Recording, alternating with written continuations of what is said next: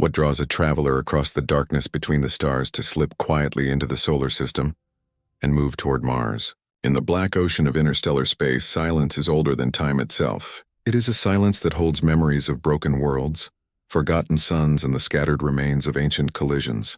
Across this quiet gulf, an object appears, small against the vastness, yet carrying the weight of mystery. Astronomers name it Three-Eye Atlas, the third known visitor from beyond the stars. But as it drifts closer, it does not seem to be alone. Around it, faint signals stir. Dim companions, fragments, or perhaps a multiplying cloud of hidden travelers. They move like whispers at the edge of sight, a quiet swarm gathering in the void. Each one is bound by gravity's delicate threads, drawn into a silent choreography as Mars turns in its orbit, waiting on the horizon like a watchful sentinel. The red planet glows in the darkness, an unblinking eye fixed upon the stranger and whatever shadows follow in its wake. Is this only chance? A scatter of fragments caught in cosmic drift? Or is it a pattern too subtle for human minds to recognize? An echo of a deeper design written into the fabric of space. The question lingers, pressing against the edge of comprehension. Humanity watches with fragile instruments, gazing from a tiny blue world, measuring, wondering. In the stillness of interstellar arrival, one truth becomes clear. We are witnesses to something vast, something that reminds us of how small we are, and how infinite the universe may yet be. In the long history of astronomy, humanity once believed the stars were fixed, eternal points, their heavens unbroken and their distances unreachable. The solar system was thought to be a sealed cradle, its planets bound by a sun that ruled as a solitary king. For centuries, the space beyond Neptune was imagined as empty wilderness, vast but still self-contained. Yet the last decade has broken this illusion. For the first time in recorded history, humanity has witnessed objects not born of the sun crossing into its domain. The first was small, fast, and strange. In October of 2017, telescopes in Hawaii caught sight of something moving too quickly, on a path too wild to belong to any known comet or asteroid. It was named Oumuamua, a messenger from afar arriving first. Unlike anything else ever seen, it was slender, elongated, perhaps cigar-shaped, or perhaps more like a thin shard of rock. Its brightness shifted as if it tumbled end over end, sunlight glinting in irregular flashes. And then it was gone, racing back into the dark, too distant and too fast to ever return. The discovery ignited wonder and unease. Some speculated it was a fragment from a shattered world. Others wondered if it could be something artificial, a derelict sail drifting from another star. Harvard astronomer Avi Loeb famously argued it could not be explained by ordinary physics, pointing to subtle accelerations as it moved away from the sun. Whether natural or not, the object carried with it a truth that could no longer be ignored. The solar system was not alone in its wanderers. Messengers from beyond could pass through, silent and unannounced. Just 2 years later, in 2019, another interstellar traveler arrived. This one left no doubt. 2I Borisov was unmistakably a comet, with a tail of dust and gas blooming under the warmth of the sun. Unlike Oumuamua, it looked familiar, icy, fragile, a relic of planetary birth. Yet its orbit told the story clearly. Its path cut through the solar system at a sharp angle, unbound by the sun's gravity. It had traveled for millions of years through interstellar space before chance carried it across our skies.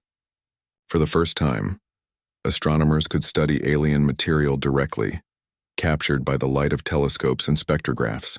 Its gases hinted at chemistry not unlike our own comets, suggesting that the building blocks of planets may be common across the galaxy. With these two arrivals, astronomy crossed a threshold. The heavens were no longer only about distant stars and galaxies. They were also about travelers, small bodies born in alien systems, flung out by gravity or collision, and sent wandering through the void until, by rare chance, they brushed against our sun. Their presence meant that the galaxy is not empty between the stars.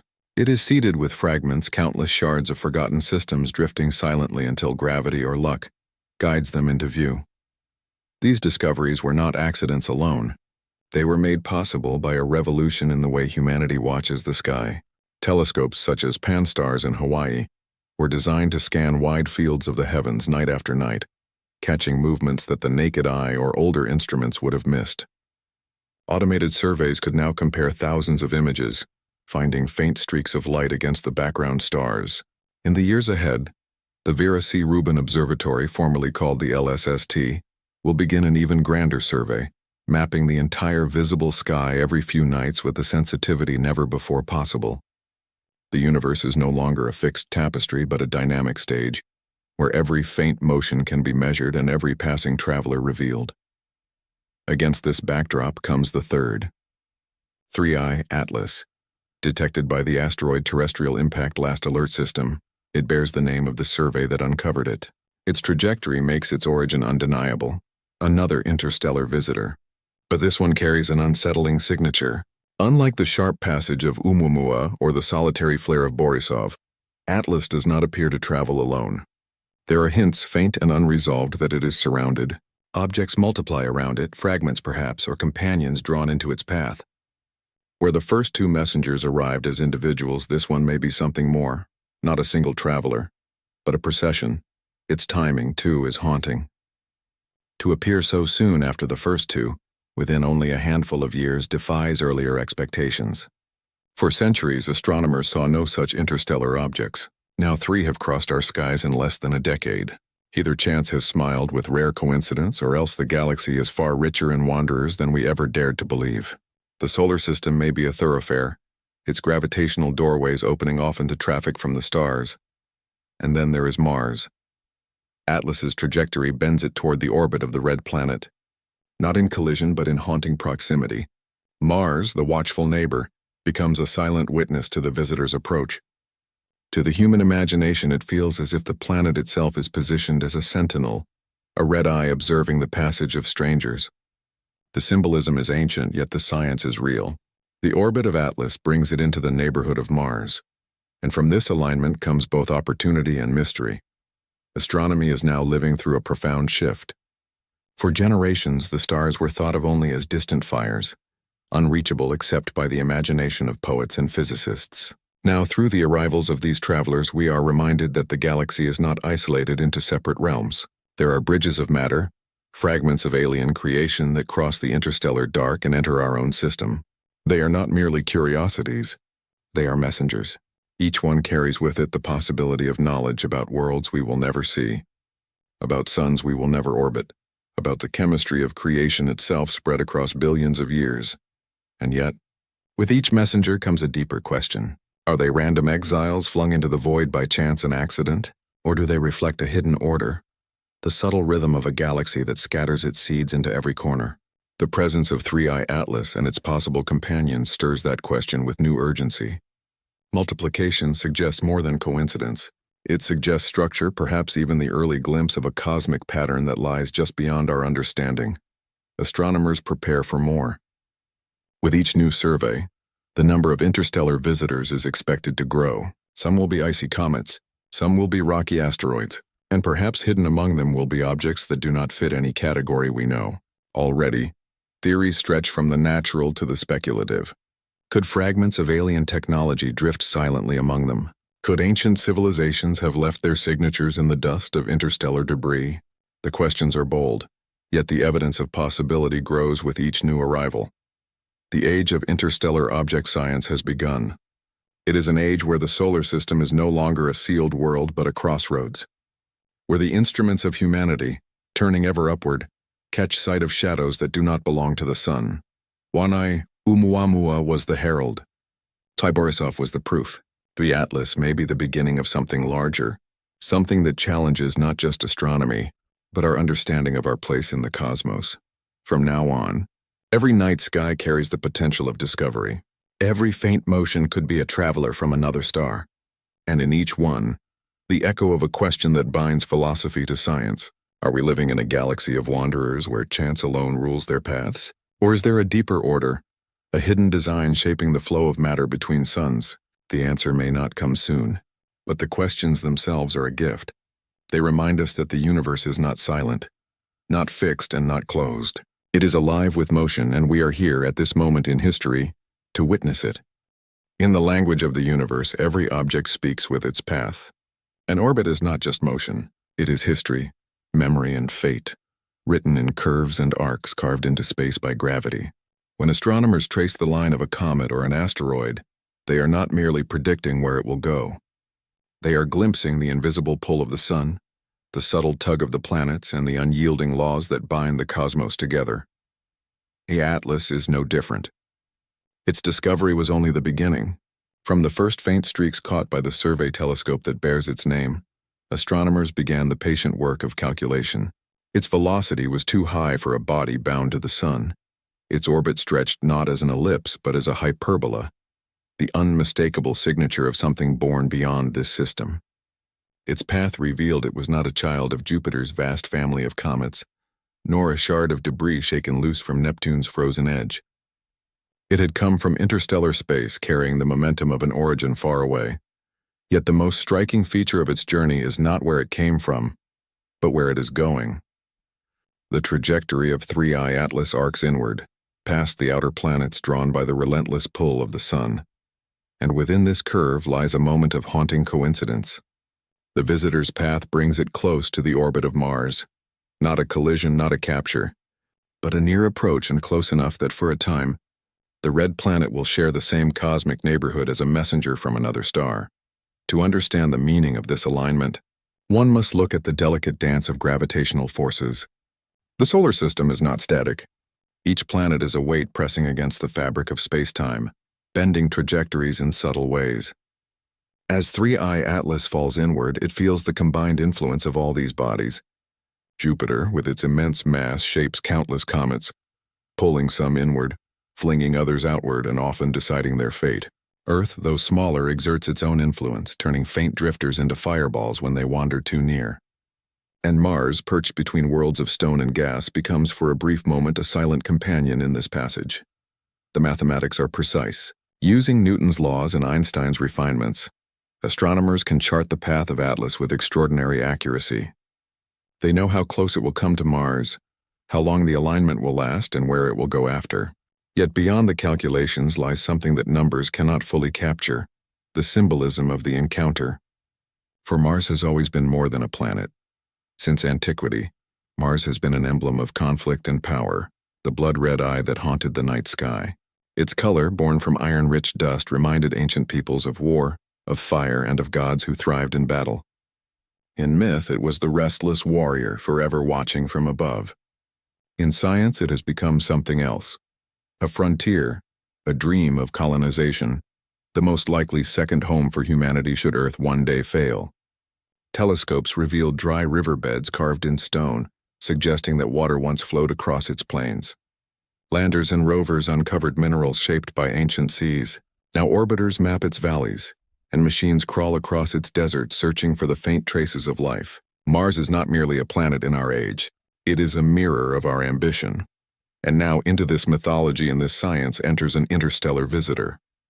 Atlas, falling inward from the void, brushes close to the world humanity has chosen as its first step beyond Earth. The timing feels deliberate, though reason whispers it is not. Mars, with its long history as a symbol of struggle and discovery, becomes the first to greet the stranger, as if the universe had chosen this stage for the encounter. To watch an orbit is to watch fate unfolding. Astronomers calculate how close Atlas will come, but imagination turns those calculations into story. What does it mean that Mars stands in its path? Some see it as pure coincidence, a matter of celestial geometry. Others see pattern, or at least the hint of it, the suggestion that Mars, a world so central to human dreams, is also central to the story of these interstellar wanderers. In truth, the meeting is not between two worlds, but between two kinds of destiny. Mars carries the hopes of humanity. Atlas carries the mystery of the galaxy. One is the future we strive to reach. The other is the unknown that arrives unbidden, a reminder that the universe is not silent, and that visitors may come to us even as we prepare to go to them. The gravitational ballet continues. The sun pulls strongest, bending Atlas inward while Mars exerts its smaller tug. Though the planet cannot capture it, the speed is too great, the trajectory too sharp. It will still leave its mark.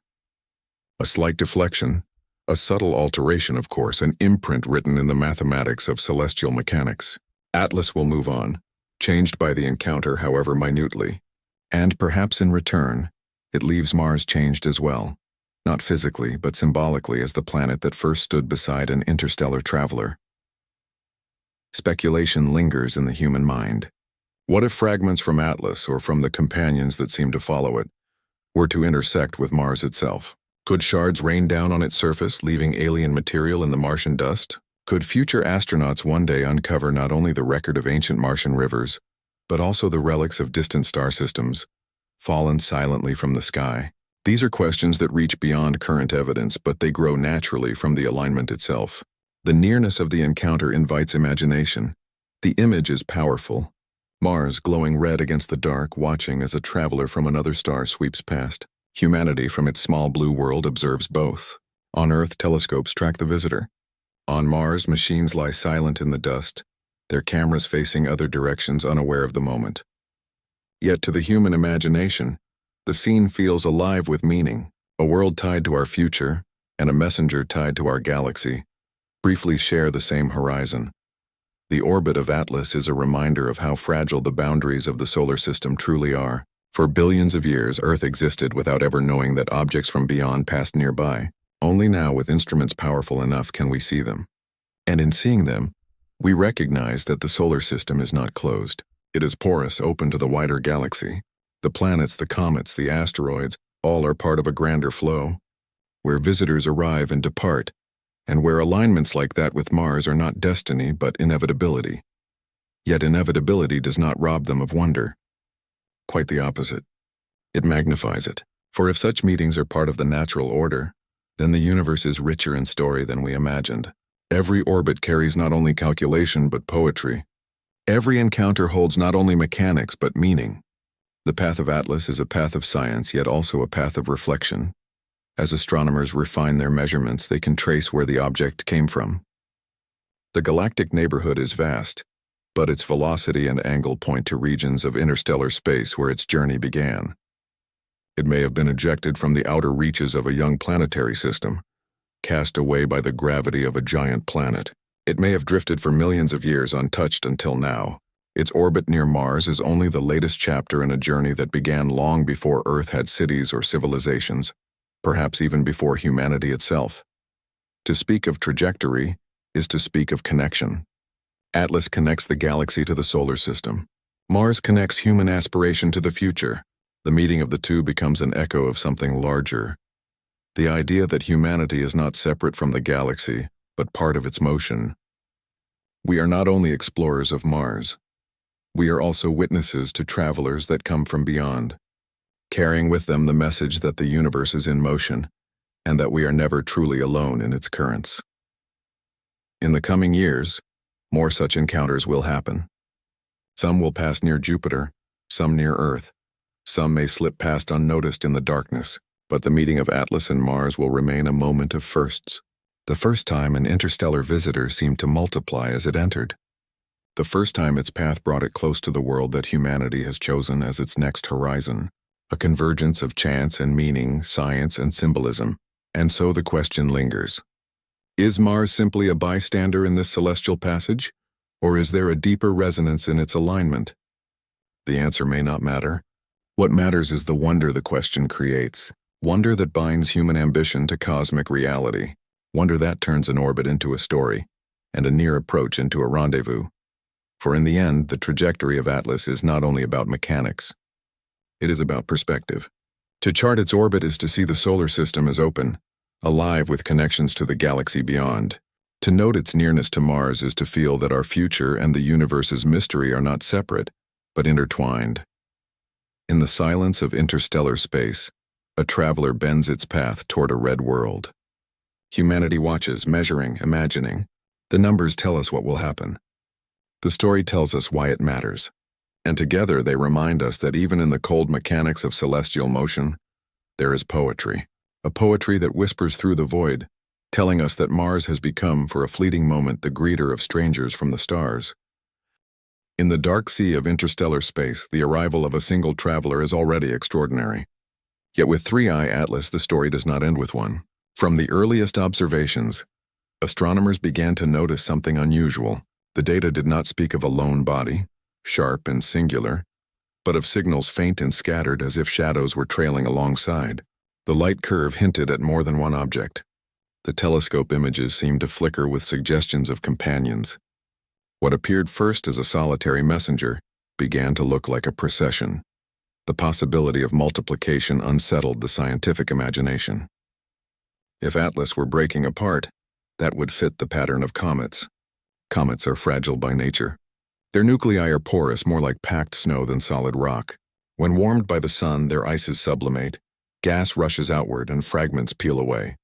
Many comets shatter entirely, leaving debris that trails along their orbital path. Perhaps Atlas was simply obeying this law of fragility, disintegrating as it fell into the gravity well of the solar system. But the data did not give easy answers. Some detections suggested fragments nearby, yet others vanished when checked again. Were they real companions or artifacts of noise? Telescopes, even the most advanced, face limits. The sky is not a perfect canvas.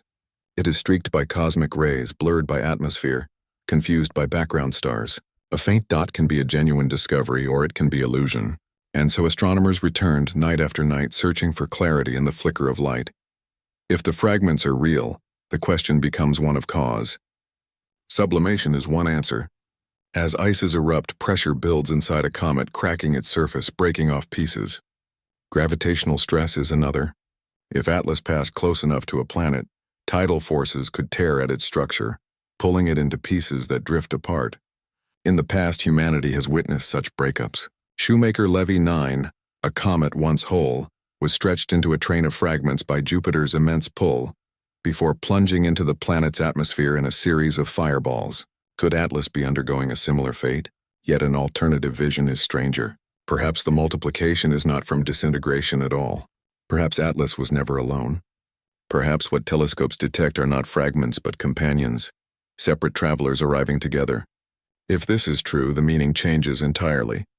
It would suggest that interstellar visitors may sometimes travel in groups, not as isolated wanderers but as swarms, cast out from their home systems by the same event, bound for a time by shared trajectories before drifting apart.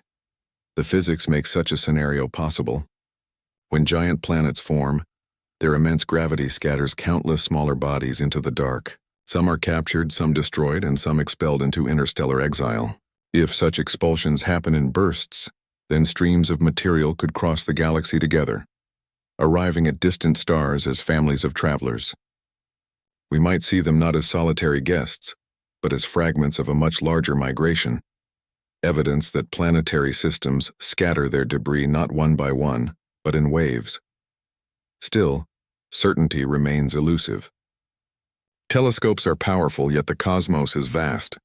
A faint dot near Atlas might be a fragment, or it might be coincidence, a background asteroid, or even a digital ghost left by the instrument. Detection bias lurks in every observation. Instruments are designed with thresholds. Anything below a certain brightness vanishes into silence. Anything too close to another source blends into confusion. What lies at the edge of visibility is always uncertain. Scientists work with probabilities, with confidence levels, with careful caution. But for those watching Atlas, the line between illusion and reality has never felt thinner. To glimpse fragments at such distance is like trying to see grains of sand against the glare of a floodlight. The sun's light washes over everything, reflecting from dust, scattering through atmosphere, bouncing across detectors. Astronomers subtract, filter, calibrate, and still the images resist clarity. Each faint detection becomes a question. Each uncertainty becomes part of the mystery. The multiplication of Atlas stirs something deeper than calculation. If the object is breaking apart, then its story is one of mortality. A fragile traveler enters our system, only to disintegrate under the heat of a new star. Its fragments become dust, its identity dissolves into nothingness. In that there is poetry, the reminder that nothing endures forever, not even a messenger from the stars. But if it is not disintegration, if Atlas truly travels with companions, then its story is one of design. Not designed by intention, perhaps, but by the rhythm of celestial mechanics. Multiple objects cast out together, sharing an exile across light years, arriving here as a family of strangers. That would transform our understanding. It would mean that the galaxy is not seated only with isolated wanderers, but with clusters, streams, and swarms. Echoes of planetary birth scattered across the void. This tension, between illusion and reality, between fragment and family, mirrors the limits of human knowledge itself. Astronomy has always lived at the edge of certainty.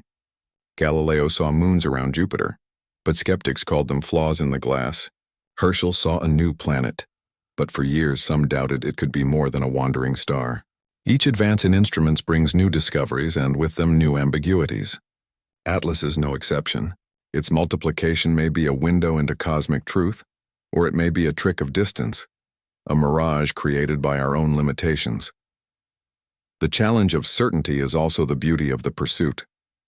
For in that uncertainty lies possibility, the possibility that the solar system is more open, more porous, more dynamic than we imagined, the possibility that the galaxy sends not only fragments of rock and ice, but messages written in patterns too subtle to decipher at first glance. The possibility that in watching Atlas, humanity is not only recording a comet's passage, but glimpsing a new chapter in the story of interstellar exploration. Astronomers know this well. They balance caution with wonder, skepticism with imagination. Theories are tested, discarded, refined. Data is weighed, errors accounted for, instruments recalibrated. But behind the rigor lies awe. Awe that we are here now with tools that can detect such faint whispers of the universe. Awe that the question even arises, illusion or reality? Because for most of history, humanity could not even imagine the question at all. The multiplication of objects is not just a matter of science. It is a matter of perspective. To see fragments is to see mortality in the cosmos. To see companions is to see community. Either way, the message is profound. The universe is not still. It is alive with motion, alive with change, alive with stories unfolding beyond the reach of certainty. In the end, the truth of Atlas may only be revealed with time. If its fragments brighten, they will confirm disintegration. If companions persist, they will prove themselves real. If signals vanish, we may never know, left only with the echo of questions. But whatever the outcome, the moment itself matters. The act of searching, of questioning, of daring to imagine both science and poetry in the same sky. For Atlas does not only carry mass, it carries meaning. Its possible multiplication is not only a puzzle of astrophysics, but a mirror of the human condition. We too look for patterns in the dark. We too gather together or break apart under the pressures of our star. We too are uncertain whether our stories are illusions or realities, fragments or families. And so the watchers continue. Telescopes scan. Data accumulates. Papers are written. The debate endures. Was Atlas a single voice breaking under strain, or was it a chorus singing together across the void? The question lingers, unresolved, and perhaps that is fitting. For not every mystery is meant to be solved quickly. Some are meant to expand the horizon of wonder, to remind us that certainty is rare, and that between illusion and reality lies the space where imagination takes flight. In that space, humanity finds its place in the cosmos, not as masters of certainty, but as seekers of meaning, not as possessors of truth, but as listeners to whispers carried across the stars. And so Atlas continues on its path, whether whole or broken, solitary or accompanied. Its multiplication remains a riddle written against the canvas of the night sky. Illusion or reality, it has already done what matters most. It has made humanity pause, wonder, and look again at the heavens with new eyes. The universe is rarely a place of solitude. What seems isolated at first glance often belongs to a larger whole. A lone bird circling above a field is only a fragment of a murmuration that may fill the sky with living geometry. A single fish darting through the water is part of a shimmering school that moves like one vast breathing organism. Even the smallest particles, invisible to the human eye, form patterns of motion, drawn into currents that bind them together. In nature, swarms are everywhere. They remind us that life and matter alike prefer connection over loneliness. The cosmos, too, carries this principle. Asteroids move not in isolation, but in families. Fragments of ancient collisions spread across the solar system. Comets sometimes appear not as singular wanderers, but as trains of fragments, their icy bodies torn apart by tides and carried forward in lines that stretch for millions of kilometers. When shoemaker Levy 9 was captured by Jupiter's pull in the early 1990s, it was stretched into a string of pearls, each fragment a bead on the necklace of gravity, until they plunged one by one into the giant planet's atmosphere, leaving scars visible even from Earth. The idea of swarms is not confined to the solar system. Star clusters are born from the collapse of gas clouds, thousands of suns igniting in loose association before scattering across galactic time. Galaxies themselves rarely drift alone. They cluster into groups, groups into clusters, clusters into superclusters, each bound by the unseen glue of gravity and the vast webs of dark matter that stitch the cosmos together.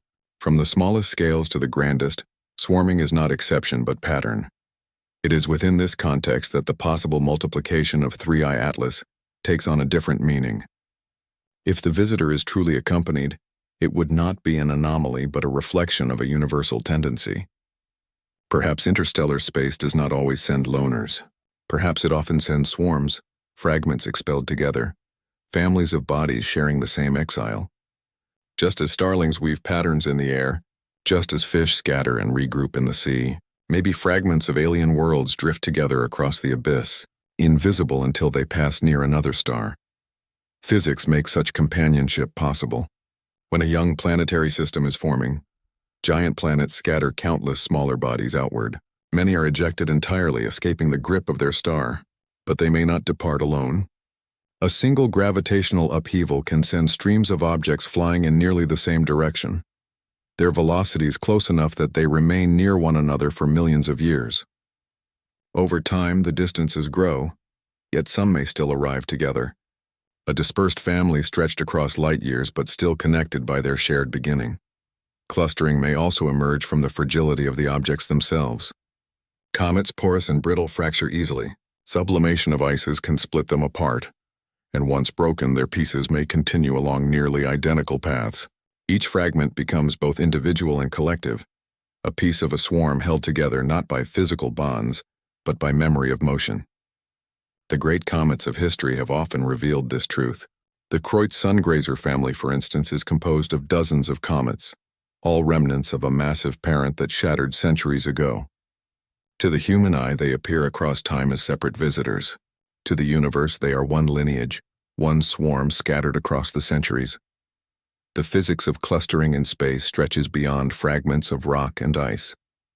Plasma tails streaming from comets reveal another kind of collective motion. Charged particles, stripped from an icy body and carried outward by the solar wind, form vast glowing structures that bend and ripple together. Dust clouds, too, behave collectively, drifting as veils that scatter starlight.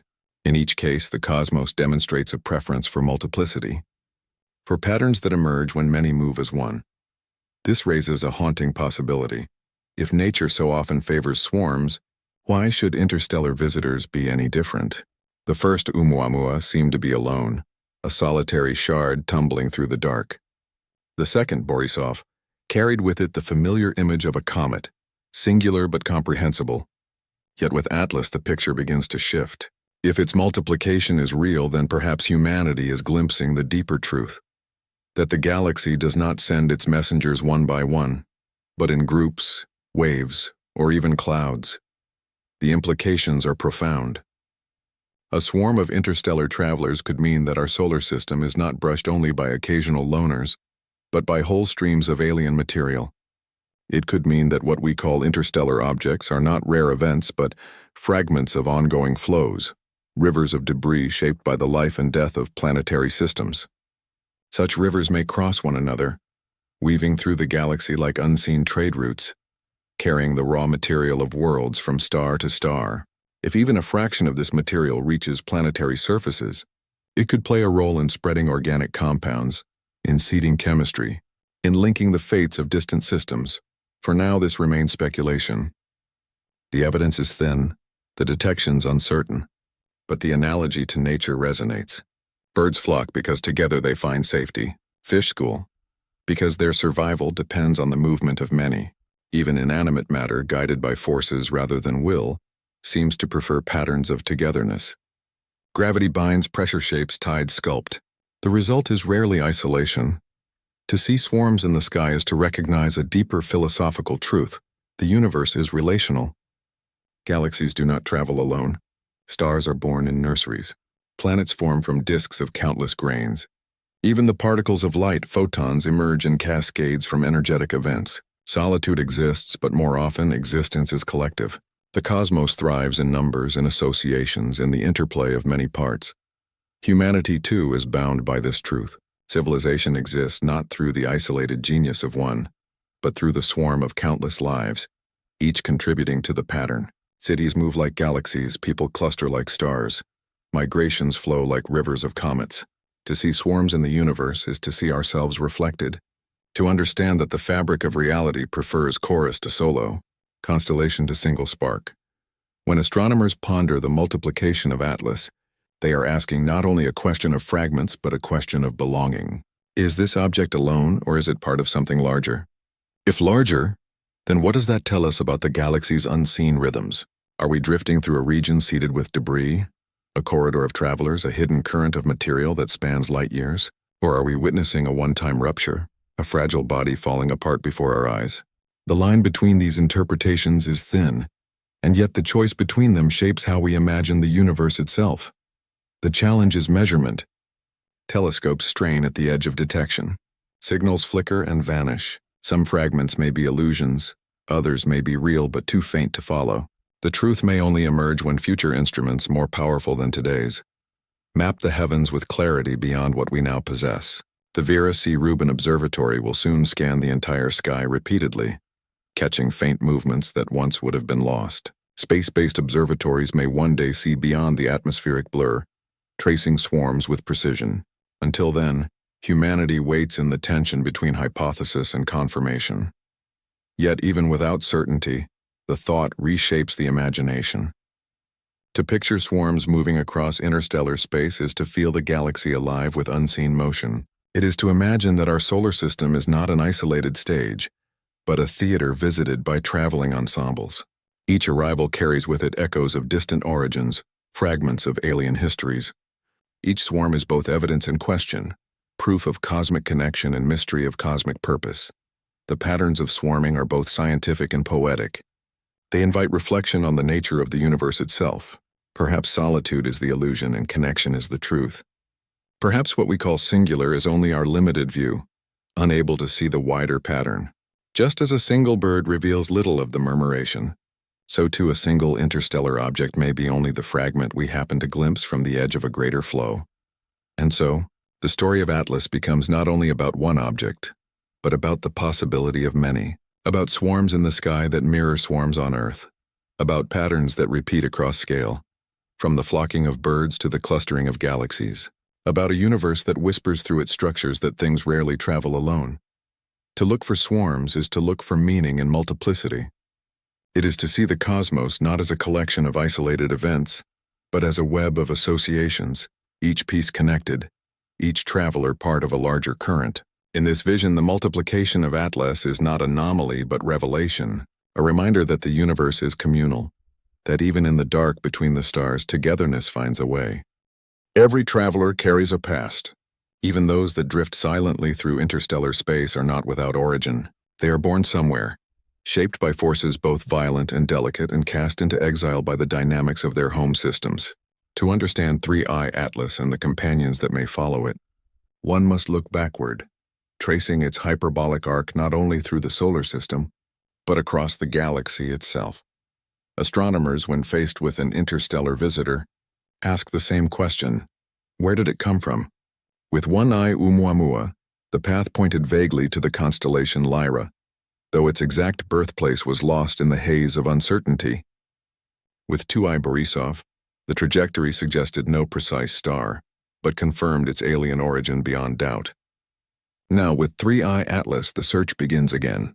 Its velocity, its inclination, its orbital plane, all hint at a history measured not in years or centuries, but in millions of years, across distances so great they erase specific memory.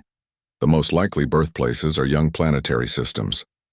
Around newborn stars, disks of gas and dust collapse into order. Planets coalesce from rubble, their gravity sculpting paths, clearing lanes, and scattering debris. In this cosmic construction site, chaos rules. Planets do not form in silence, but in violence. Collisions shatter bodies as often as they build them. Giant planets, once they emerge, become sculptors of fate, flinging countless small objects outward.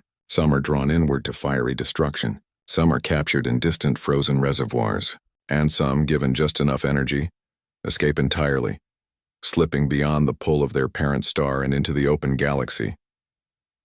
It is here, in this act of gravitational exile, that most interstellar travelers are likely born.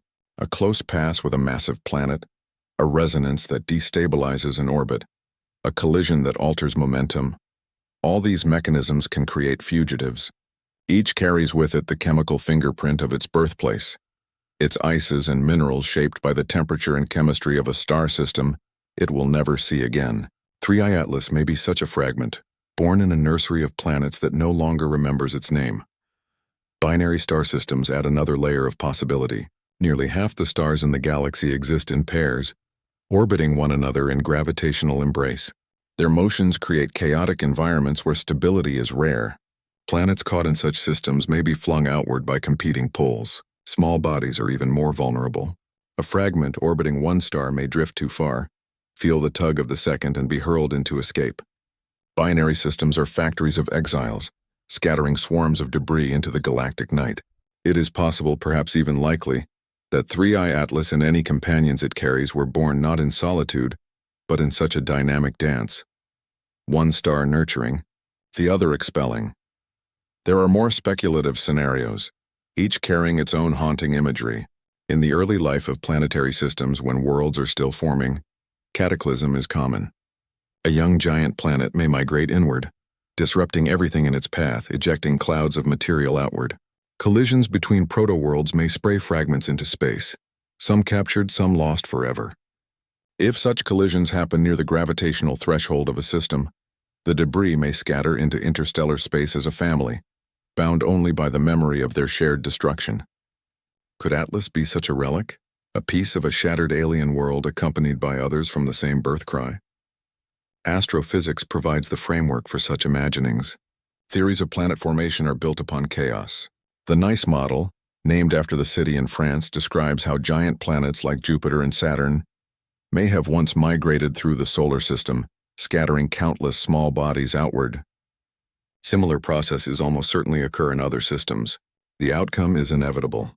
Countless fragments are cast into the galaxy, wandering through interstellar space, silent archives of planetary birth.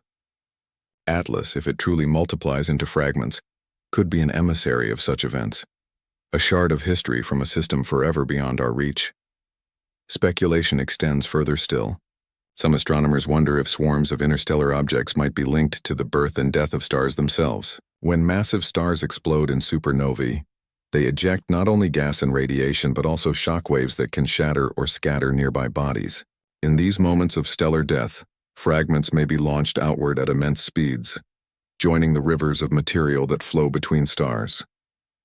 If Atlas comes from such an origin, it would carry with it not only the memory of a planetary system, but of a star's final breath. The difficulty lies in tracing the path backward. Interstellar space is not empty. It is filled with the faint but persistent influence of gravity from countless stars.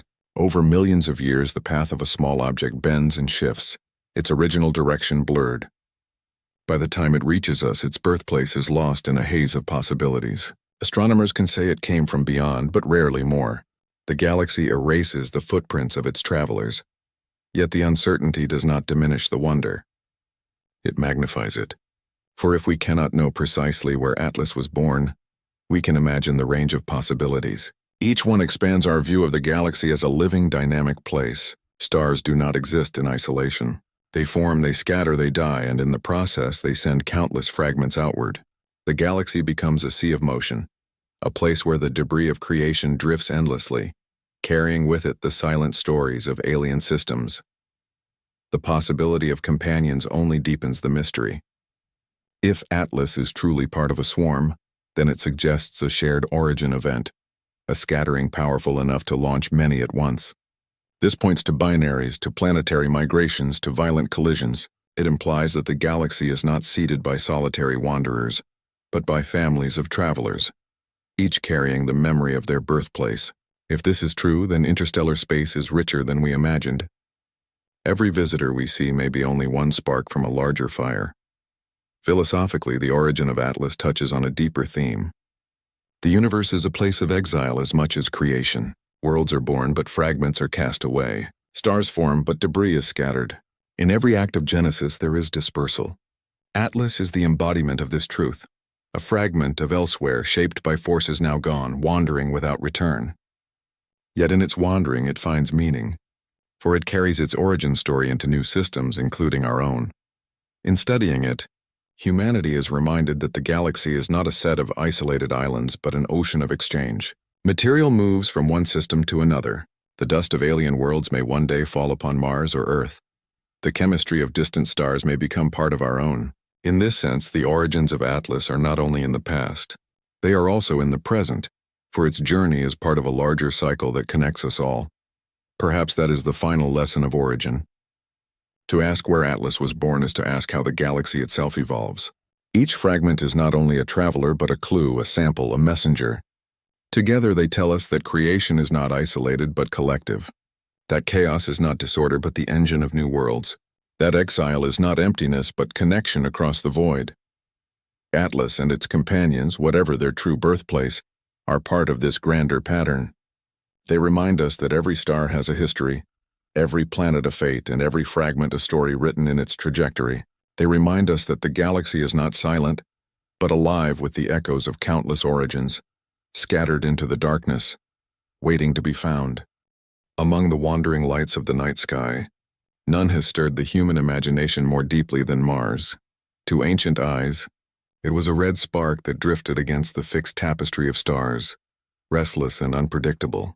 Its hue, born of iron dust reflecting sunlight, evoked blood and fire. Civilizations across the world named it after their gods of war. To the Babylonians it was Nergal, to the Greeks Ares, to the Romans Mars. It became the celestial embodiment of conflict, a restless world that carried the myth of violence into the heavens. Yet Mars has always been more than a symbol of war. Through centuries it was a mystery, the wandering star that changed brightness, that seemed at times close and at others distant, hinting at hidden order beneath apparent chaos. When the first telescopes turned toward it, they revealed shifting patterns of light and shadow. Dark markings were interpreted as seas, bright regions as continents. By the 19th century, some observers claimed to see straight lines, canals that stretched across the globe. Astronomers like Giovanni Schiaparelli and Percival Lowell suggested they were artificial, perhaps the work of an intelligent race struggling to survive on a dying world. Though illusion created these visions, the idea took hold. Mars became a mirror for our imagination, a canvas for our hopes and fears about life beyond Earth. In the 20th century, science replaced myth with data, but the fascination deepened. Space probes revealed a desert world, cold and silent, its rivers long dry. Yet they also revealed valleys carved by water, polar caps layered with ice, minerals shaped by ancient oceans. Mars transformed from a battlefield of gods to a geological archive of time. It became the most likely place where life might once have emerged beyond Earth. The planet of war became the planet of possibility. And now, into this long history of awe, enters an interstellar visitor. 3I, Atlas, falling inward from the darkness, passes near the orbit of Mars. The alignment is not collision, but proximity, enough to place Mars as the stage upon which this cosmic event unfolds. For a brief span, the red planet becomes more than a symbol, more than a frontier. It becomes a witness, the first planetary neighbor to share its skies with a traveler from another star. To scientists, this coincidence carries practical meaning. Mars is not only a world of myth, but a world now encircled by machines. Orbiters trace its contours, mapping the surface in exquisite detail. Rovers crawl across its plains, analyzing soil, drilling rock, tasting the dust for chemical secrets. These instruments, though designed to study Mars itself, may become accidental witnesses to the passage of Atlas. Sensitive detectors could pick up faint dust or plasma trails. Telescopes aboard orbiters may capture images of fragments if they pass close enough. The red planet, through its robotic emissaries, could become a vantage point for observing interstellar material from a perspective Earth cannot match. Speculation arises naturally. Could fragments of Atlas graze the Martian atmosphere, producing brief meteors unseen by human eyes but recorded by orbiters? Could dust from its path settle onto the surface, leaving alien grains for future explorers to uncover? The chances are slim, but the possibility resonates with the imagination. To think that Mars, humanity's chosen next home, might already be touched by matter from another star is to feel the future folding into the present. The symbolism runs deeper still. Mars is the planet upon which humanity has cast its dreams of colonization. Space agencies plan missions to send humans there within decades. Private ventures imagine cities beneath domes, greenhouses under artificial suns. Fiction has long filled its deserts with the struggles of settlers, its skies with the ambitions of pioneers. In our collective vision, Mars is not just another planet. It is the horizon of our destiny. For Atlas to pass near Mars is to intertwine that destiny with the mystery of interstellar messengers. The coincidence feels like a story written by the universe itself. A red world, long the focus of human yearning, chosen as the backdrop for the third visitor from beyond the stars. One cannot help but ask, is this pure chance or a resonance that speaks to something deeper? Not intention perhaps, but alignment. A rhythm in which human future and cosmic arrival overlap in a single moment of history. From a philosophical perspective, Mars as a stage is fitting. The planet has always carried dual identities, myth and science, war and life, death and possibility. To add interstellar visitation to its roles is to extend this duality further. It becomes both subject and observer, both destination and witness. It stands as a silent sentinel on the frontier of human expansion, even as it shares its orbit with a messenger from the galaxy beyond. Astronomers reflect on the power of such symbolism. Science thrives on precision, on numbers and trajectories. Yet the human mind is drawn also to meaning, to story. The nearness of Atlas to Mars ignites that need. It suggests that exploration is not only about where we go, but about what arrives to meet us. It blurs the line between human ambition and cosmic chance, between our search for other worlds and the universe's arrival at our doorstep. Mars, the red eye in the night sky, has always watched. Now it watches again, not as a god of war, but as the first planetary witness to a new age of astronomy. It is here in the alignment of orbit and timing that science and mythology converge. The machines orbiting Mars, the rovers crawling its deserts, may collect only silence. Yet to the human imagination, the moment reverberates. The planet humanity longs to touch is already part of a story larger than itself. The story of interstellar messengers that come unbidden, carrying echoes of alien creation. In this way, Mars becomes both scientific platform and mythological backdrop. It is a laboratory in the making, a staging ground for human settlement, and now perhaps a cosmic observatory for events beyond our design. Its orbit intersects with the paths of visitors from the stars. Its deserts wait for human footprints. Its skies hold both ancient gods and modern machines. The question lingers. When the first humans stand on Martian soil and look up, will they remember that the planet has already played host to interstellar guests? Will they see themselves not as pioneers of a new frontier, but as participants in a larger cosmic exchange? Atlas and its companions remind us that Mars is not isolated. It is part of a universe alive with motion, with arrivals and departures, with stories written in the dust of creation. To think of Mars as a stage is to think of humanity as part of the play. We are not only actors who choose where to go, we are also witnesses to what arrives. In the silence of space, the orbits intersect. A red world waits and a traveler passes by. Coincidence, perhaps, but in that coincidence lies meaning. A reminder that exploration is not only outward but also inward, into the stories we weave from what the cosmos delivers. And so Mars stands, as it always has, at the intersection of myth and science. A planet of gods and machines, of deserts and dreams. Now it takes on a new role, the first planetary witness to an interstellar visitor's close passage. Whether its orbiters detect fragments or only silence, the symbolism remains. The red planet is no longer only the future home of humanity.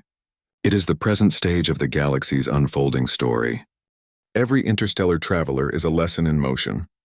To trace the path of 3i Atlas is to engage not only with the mathematics of orbit, but with the very fabric of reality itself.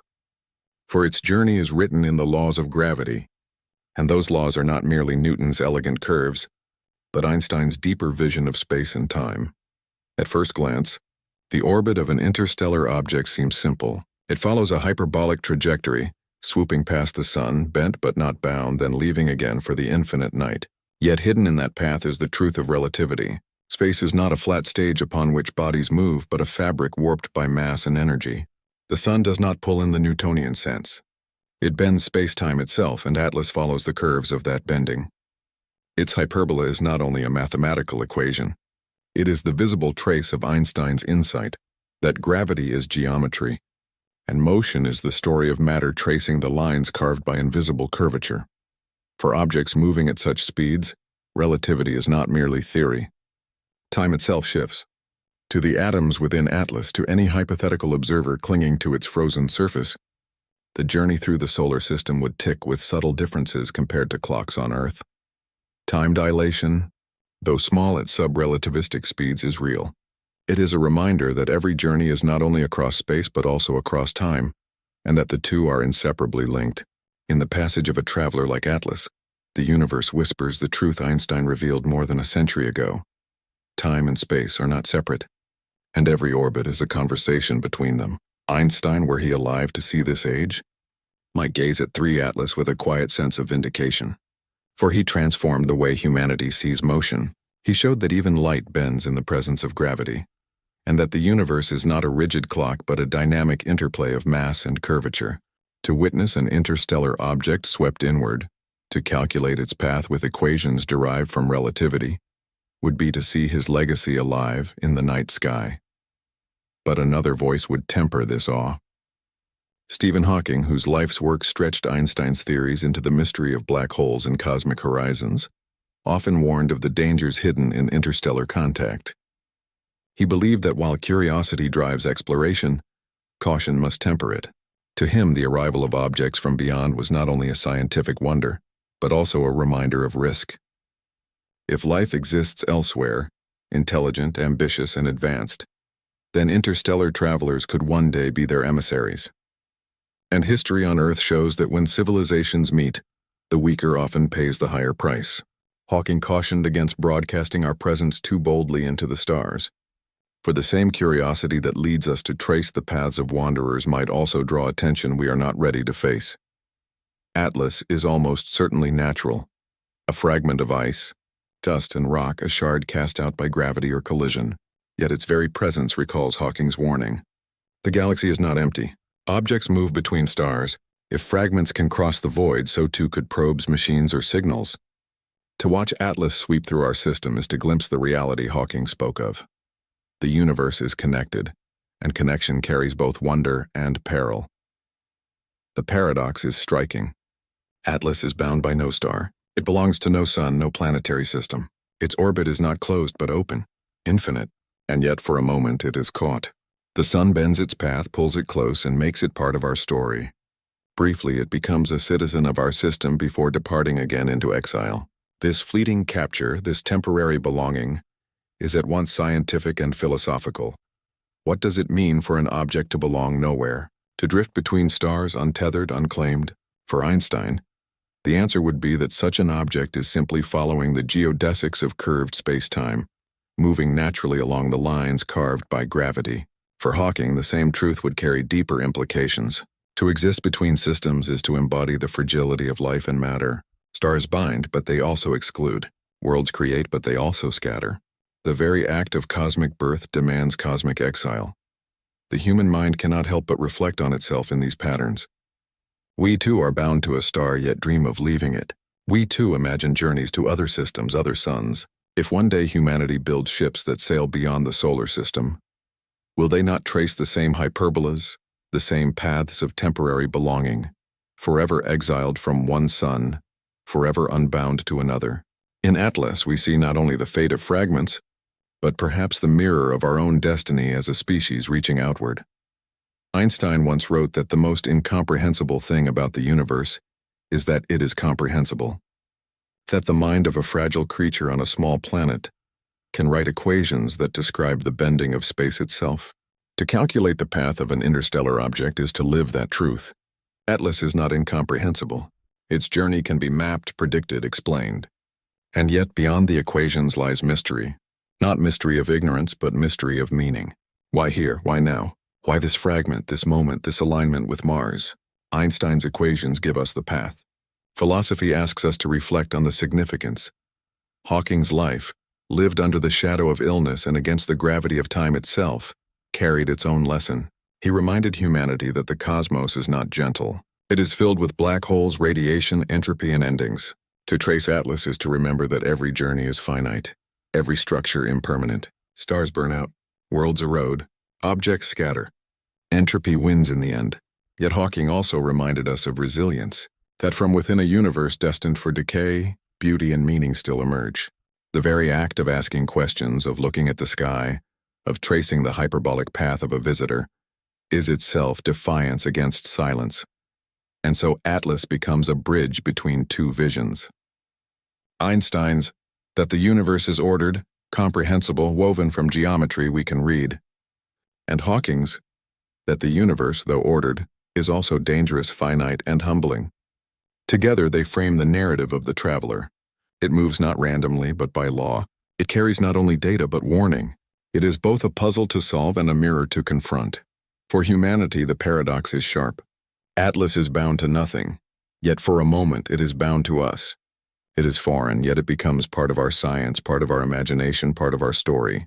It is free, yet briefly held. In this paradox lies the heart of the interstellar mystery. To belong everywhere and nowhere, to be both exile and messenger. Perhaps this is the essence of the nature of the journey.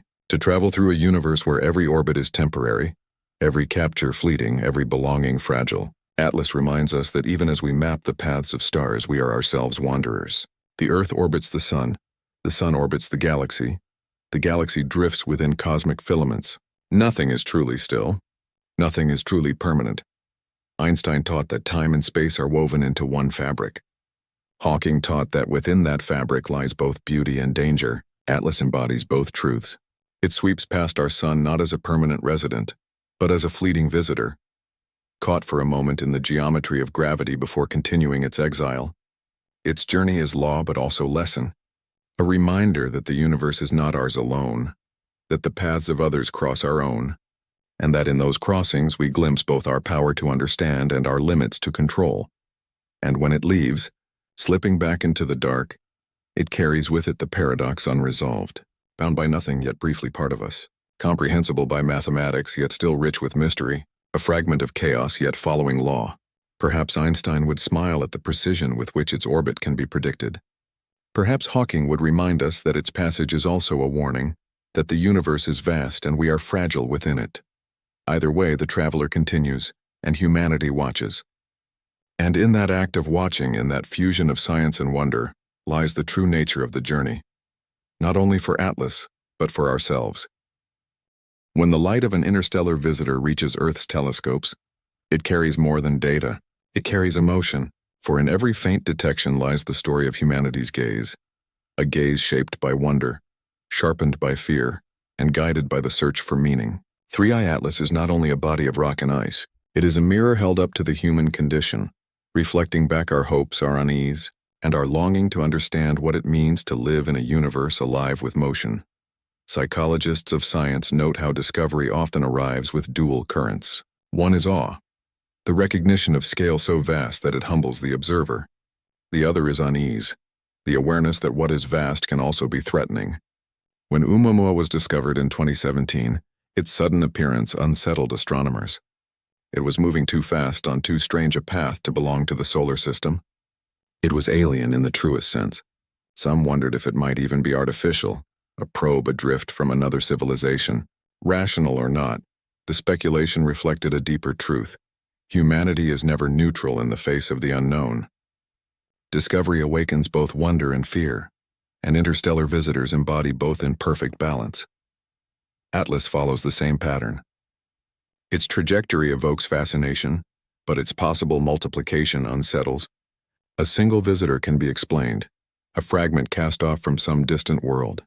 But many arriving together hint at order we do not yet comprehend. Is it mere disintegration or the echo of some larger pattern? Our instruments strain to decide, but the human mind fills the gaps with imagination. Awe at the possibility of cosmic design. Unease at the thought of forces beyond our grasp. Across cultures, this duality is ancient. Humanity has always read the sky as a book of omens. A comet blazing in the night was once seen as warning, a harbinger of war or plague. An eclipse was a shadow of divine anger. Even now, though science strips away superstition, the cultural resonance remains. To call Atlas a messenger is to echo millennia of myth. To imagine it watched by Mars is to step into the lineage of gods and warriors who once personified the planet. Our language betrays our inheritance. The cosmos is never only physical. It is always also symbolic. The myth of the traveler is one of humanity's oldest. Every culture has told stories of wanderers, heroes who cross deserts, spirits who move between realms, strangers who arrive unannounced, carrying change. The interstellar visitor is the cosmic embodiment of that archetype. It is the traveler who comes from afar, whose origins are unknown, whose presence disrupts and inspires. In Atlas, we see not only rock and ice, but the continuation of a myth older than civilization. A reminder that the universe itself participates in the stories humanity has always told. Yet science insists on humility. For all our telescopes, for all our equations, we know almost nothing about these objects. Oumuamua vanished too quickly to study in detail. Borisov revealed itself as a comet, but only in passing. Atlas, perhaps fragmenting, perhaps multiplying, leaves more questions than answers. We cannot trace its exact birthplace. We cannot predict how many companions it carries. We cannot know how many such objects pass unseen. Their light too faint, their paths too distant. Our instruments are powerful, but the universe is vaster still. Each detection is a triumph, but also a reminder of the immeasurable unknown. This humility is essential. To gaze at an interstellar traveler is to confront the limits of knowledge. For centuries, humanity believed the solar system was a closed world. The stars were distant, unreachable fires. Now, within a single decade, 3 visitors from beyond have entered our view. What changed was not the universe, but us. Our gaze sharpened. Our instruments widened. The heavens did not suddenly become alive with travelers. They always were. We simply learned to see. And in learning, we learned how blind we had been.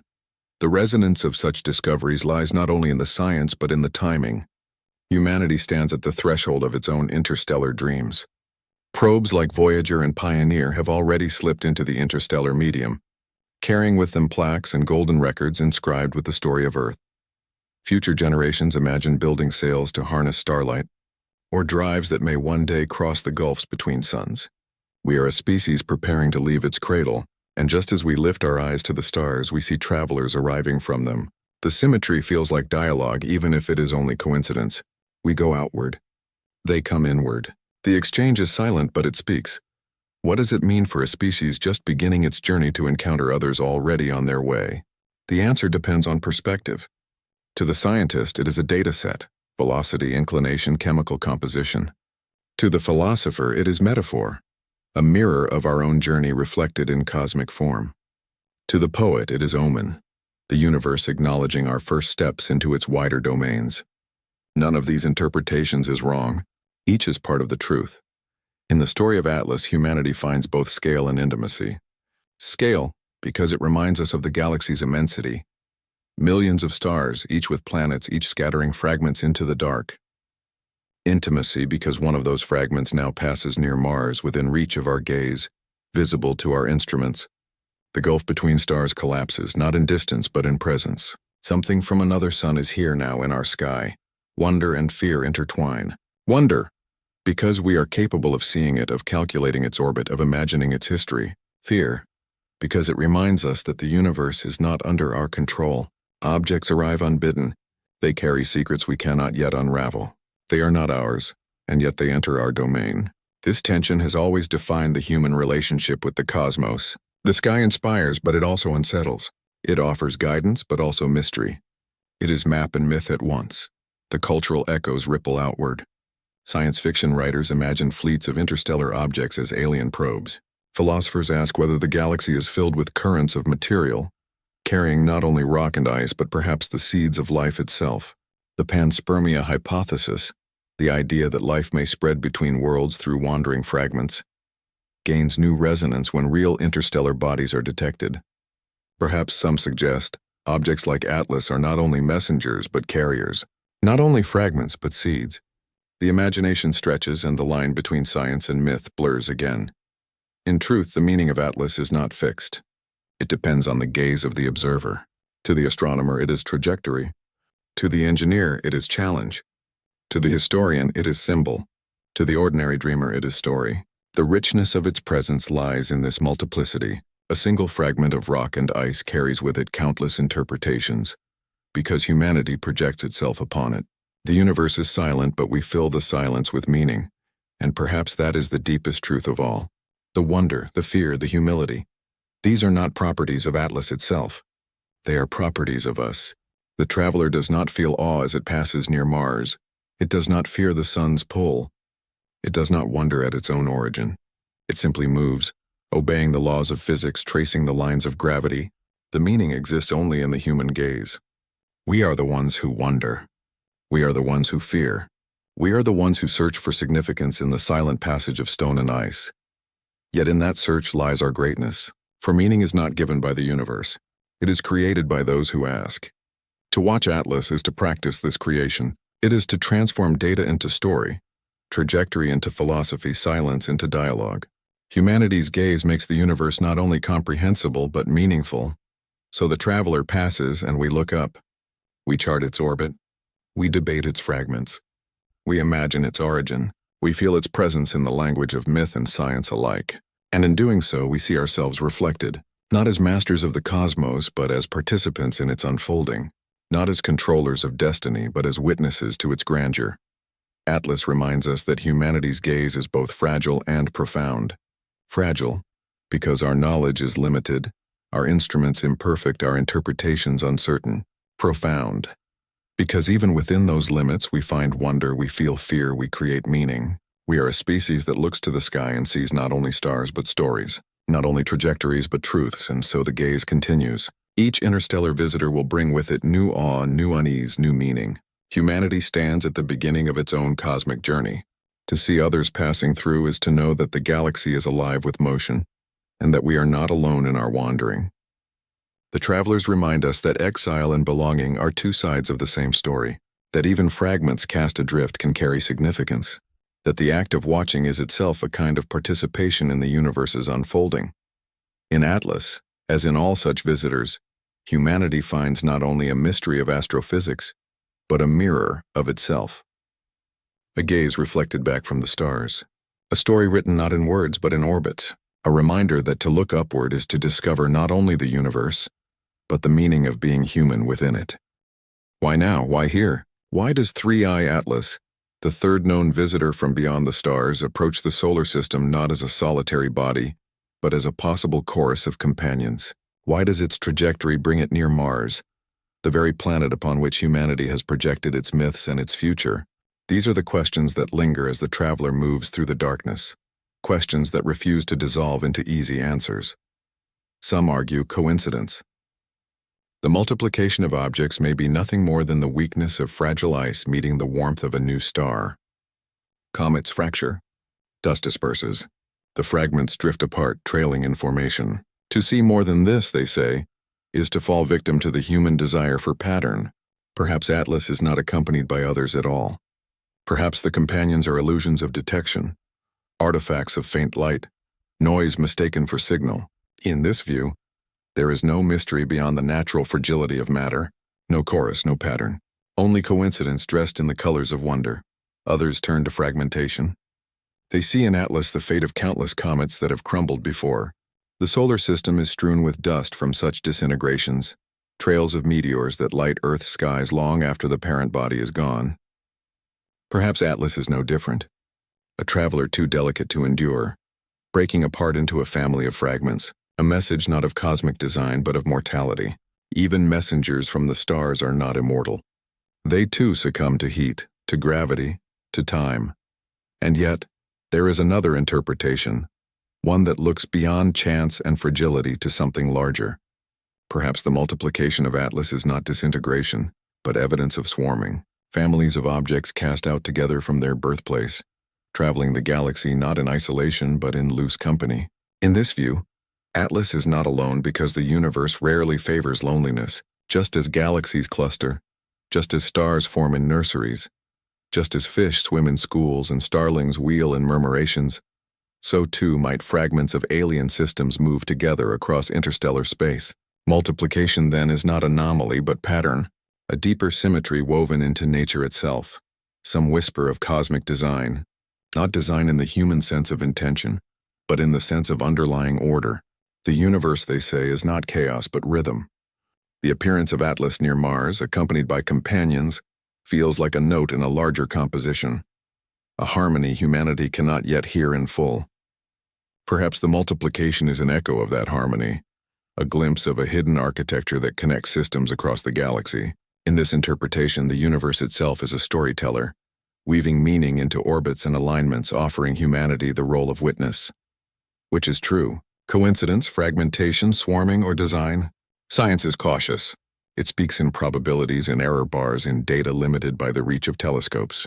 Philosophy is bold. It leans into meaning, into resonance, into story.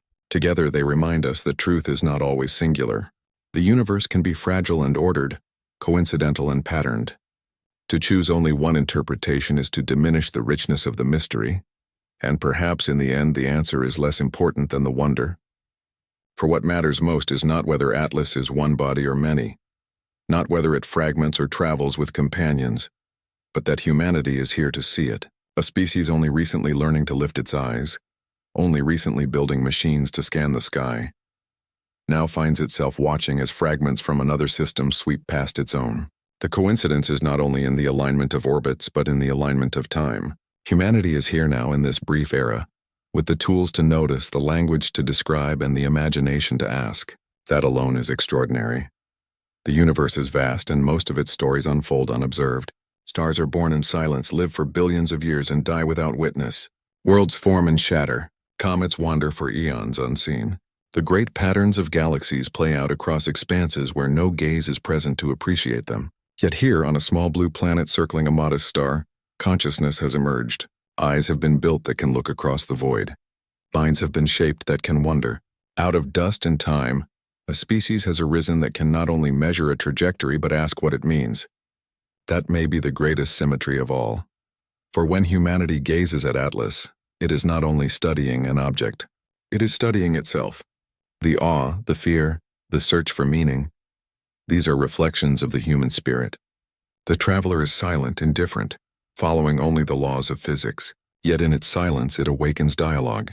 Between science and myth, between knowledge and imagination, between past and future, in Atlas humanity sees both its fragility and its potential, its smallness and its vastness. Mars, the red sentinel, adds its own resonance. It has always carried symbolism, from the gods of war to the dreams of colonization. That Atlas should pass near it feels like a stage deliberately chosen, even if it is only geometry. For Mars is the planet humanity longs to touch, the next horizon we strive to cross. To see it aligned with an interstellar visitor is to feel the convergence of two journeys, one inward, one outward. The galaxy sending travelers to us even as we prepare to send ourselves into the galaxy. This is the closing reflection. That the universe is not silent background, but participant. Its patterns unfold whether or not we see them. But when we do, when coincidence and curiosity intersect, the result is wonder. The multiplication of Atlas may never be fully explained. Its fragments may vanish into distance, its companions into uncertainty. The data may remain ambiguous, but the meaning is not in resolution. The meaning is in the gaze, in the fact that we are here, alive in this fleeting epoch, able to witness, able to ask, able to marvel. Perhaps that is the deepest symmetry of all, that the universe creates not only stars and comets, but also minds that can see them, that the same laws which fling fragments across light years also give rise to questions about their significance, that within the geometry of space-time there is room for wonder. So the traveler moves on. Its orbit carries it past Mars, past the sun, back into the ocean of interstellar night. Its multiplication remains a riddle. Coincidence, fragmentation, swarm, or design. Each remains possible, each carries truth.